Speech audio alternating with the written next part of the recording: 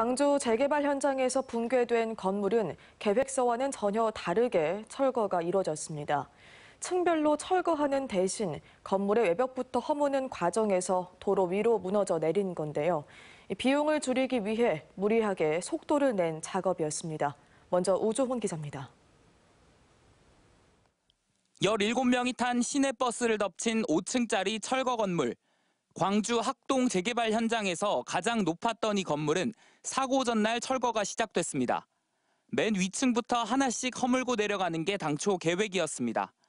그런데 실제로는 달랐습니다. 철거업체는 건물 뒤편에 붙어있던 2층짜리 부속 건물을 해체한 뒤 거꾸로 1층 외벽부터 제거하기 시작했습니다. 그리고는 다시 토사를 쌓아 굴삭기 등 중장비를 동원해 건물 뒤편의 외벽 전체를 철거했습니다. 한 층 한 층 제거한 게 아니라 건물 뒷면만 먼저 날려버린 겁니다. 도로에선 멀쩡해 보였던 이 건물은 사실 위태롭게 앞쪽 벽면만 남아있었던 셈입니다. 홀로 남은 건물 외벽은 이상징후를 보이다 허무하게 무너졌습니다. 뻥 소리 나왔고 그때 건물 위에가 크레인같이 포크레인이 하나 있었어요. 그게 철거 작업을 아마 하고 있으면서 그게 사고가 난 것 같아요. 철거업체가 구청에 낸 해체 계획서에는 먼저 외벽을 부순 뒤 내벽과 바닥을 차례로 철거한다고 돼 있습니다. 구청에선 업체가 철거 계획을 완전히 무시한 것으로 보고 있습니다.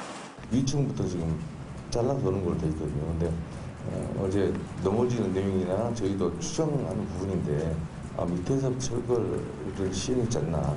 철거업체가 해체 방식을 임의로 바꾼 이유는 공사기간 단축을 노렸기 때문으로 보입니다.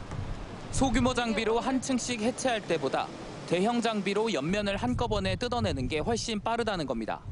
실제 이 철거업체는 불과 보름 만에 건물 9개 동을 순식간에 철거했습니다.